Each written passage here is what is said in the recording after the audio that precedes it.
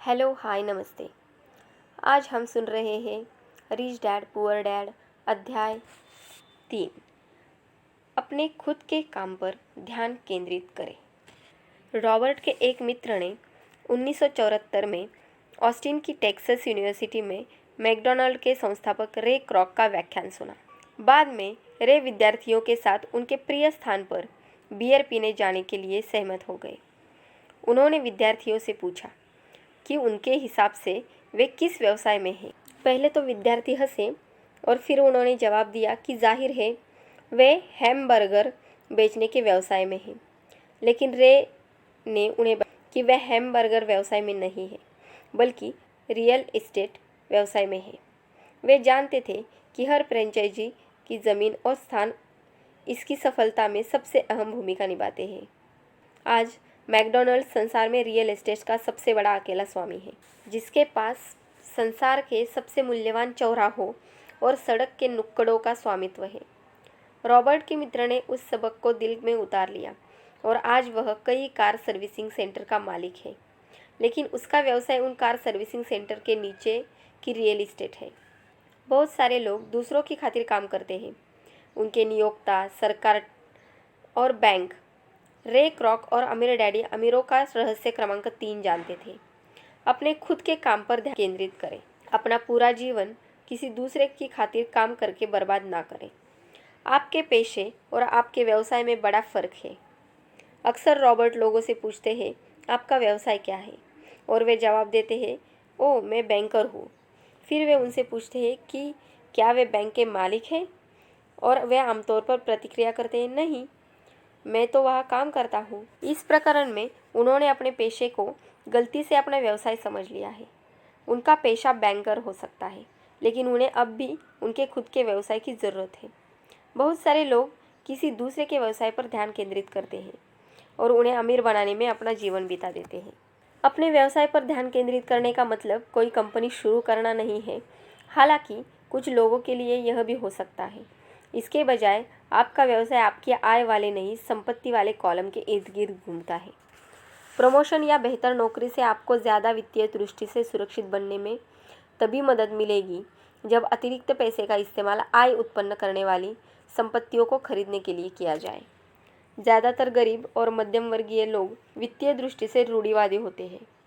इसका मुख्य कारण यह है कि उनके पास कोई वित्तीय बुनियाद नहीं होती। उन्हें अपनी नौकरियों से चिपके रहना होता है और खेल को सुरक्षित तरीके से खेलना होता है। वे जोखिम लेना वहन नहीं कर सकते और जब मुश्किल समय आते हैं तो लोगों ने जिन चीज़ों को संपत्तियां माना था, वे किसी वित्तीय संकट से बचने में उनकी कोई मदद नहीं करती है। उस कार का मूल्य बहुत ज़्यादा घट गया है। गोल्फ क्लब्स, उनका भी यही हाल होता है।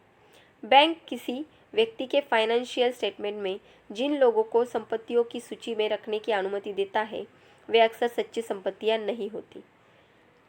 रॉबर्ट को एक बार लोन देने से मना कर दिया गया था क्योंकि बैंक को यह पसंद नहीं आया था कि वे किराए से इतना ज़्यादा पैसा कमा रहे थे। बैंक को यह चिंता भी थी कि उनके पास सामान्य नौकरी नहीं थी। लेकिन जब रॉबर्ट ने सूट, आर्ट कलेक्शन और अन्य व्यक्तिगत चीज़ों को संपत्तियों की सूची में शामिल किया तो बैंक वालों को कोई दिक्कत नहीं हुई। नेटवर्थ वह पैमाना नहीं है जो लोग सोचते हैं कि है। लोग जिन ज़्यादातर तथाकथित संपत्तियों के आधार पर अपनी नेटवर्थ तय करते हैं, वे उतनी मूल्यवान नहीं होती जितना कि वे सोचते हैं, या अगर उनका मूल्य बढ़ गया है तो होने वाले मुनाफे पर टैक्स लग जाएगा। इसलिए रॉबर्ट लोगों से कहते हैं कि वे अपने खुद के व्यवसाय पर ध्यान केंद्रित करें। दिन की नौकरी करते रहे, लेकिन असली संपत्तियां खरीदना शुरू करें। दायित्व या व्यक्तिगत चीज़ें नहीं, जिनका घर लाने के बाद कोई सच्चा मूल्य नहीं रह जाता।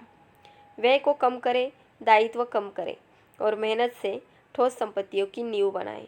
अभिभावकों को अपनी संतानों के घर छोड़ने से पहले उन्हें यह सिखाने की ज़रूरत है ताकि वे समझ सके कि सच्ची संपत्ति क्या है।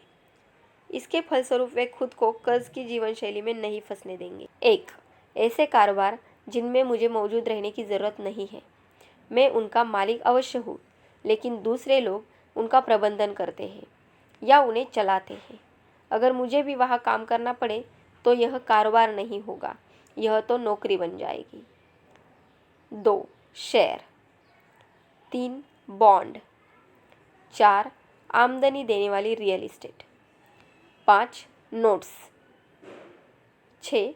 बौद्धिक संपदा यानी संगीत, पटकथा और पेटेंट आदि से मिलने वाली रॉयल्टी। 7.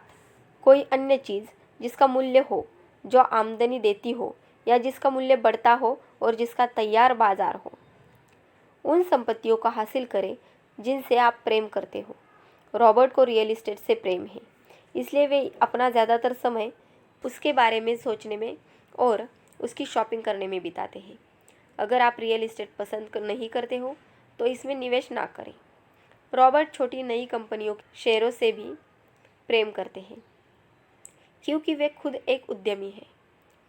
कुछ लोग इतनी कम पूंजी वाली कंपनियों के जोखिम से घबराते हैं, लेकिन रॉबर्ट इन्हें दौलत बनाने की जगह के रूप में। उनकी राजनीति 1 वर्ष में निवेश बाहर निकालने की होती है। दूसरी तरफ उनकी रियल इस्टेट की राजनीति यह है कि वे छोटी शुरुआत करें और मुनाफे पर लगने वाले टैक्स में विलंब करते हुए उन्हें बेचकर ज़्यादा बड़ी जायदाद खरीदें तथा रियल इस्टेट को 7 साल से कम रखें। मरीन और जीरोक्स के लिए काम करते समय रॉबर्ट भी अपने व्यवसाय पर ध्यान केंद्रित रखा। वे दिन की नौकरी करते रहे, लेकिन वे अपनी संपत्ति वाले कॉलम में सक्रिय रहे तथा रियल इस्टेट छोटे शेयरों में कारोबार करते रहे।